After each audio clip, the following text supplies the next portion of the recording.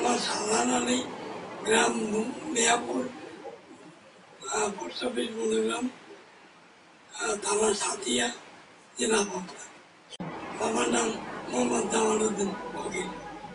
হ্যাঁ, 1971 সালে আমরা ভোরে ভোররাত্রি ওখানে গেছি।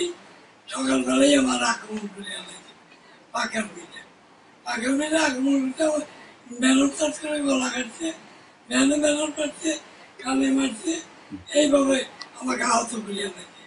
তো আমি আহত অবস্থায় পড়ে আছি।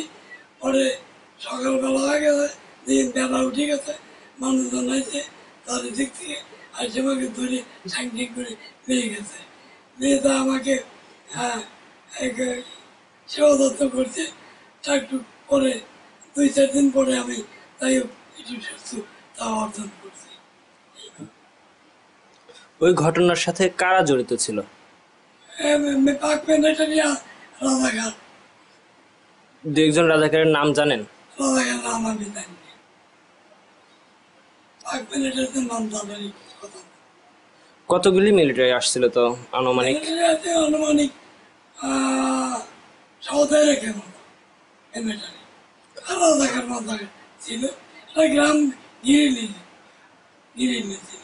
আপনার সাথে আপনার দলে কতজন ছিলেন আপনারা? আমার সাথে আমার দলের ছিল মোট 10 জন মুক্তিযোদ্ধা। নাম মনে আছে?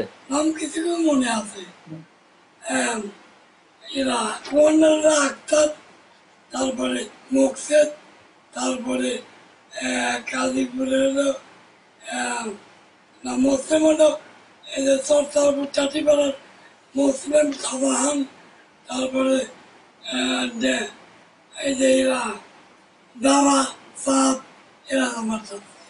1971 সালে মুক্তিযুদ্ধের সময় নিজামী সাহেবকে আমরা কোথাও দেখিনি। তাহলে আপনি বলতে চাচ্ছেন মতিউর রহমান নিজামীর সাথে এই ঘটনার সম্পর্ক ছিল না? না, আমি দেখিনি। এই ঘটনার সাথে মতিউর রহমান নিজামী সাহেব জড়িত ছিল না, আমি বলিনি। নিজামীর বিরুদ্ধে কিছু বইনি, বললেও সেটা ভুল কথা। মতিউর রহমান নিজামীকে আপনি কবে থেকে চেনেন? 1986 সালে আমার সাথিয়া দল এমপি খেলায় তখন উনি এমপি হয়েছিল, তখন থেকে চিনি। একটি টিভি চ্যানেলে দেখলাম আপনি বলছেন নিজামী হুকুম দিল এই শালার গলা কাট। আপনি নিজামী সাহেবকে 71 সালে দেখে না থাকলে এ ধরনের কথা কেন বললেন? ওই এরা পদ্ধতির উপর দিল, এদের মিথ্যে কথা বলে পদ্ধতির কথা বলে পদ্ধতি বাথরুম বাড়িতে মারা গেছে। মুক্তিযোদ্ধা ছিল। আব্দুল রাজ্জাক সাহেব যা বলেছে এটা তার মন গড়া কথা। আমি নিজামীকে 1971 সালে দেখিও নাই, তার নামও শুনিনি। বাস, তদন্ত কর্মকর্তা তা বলেছে, এ কথা আমি বলি নাই।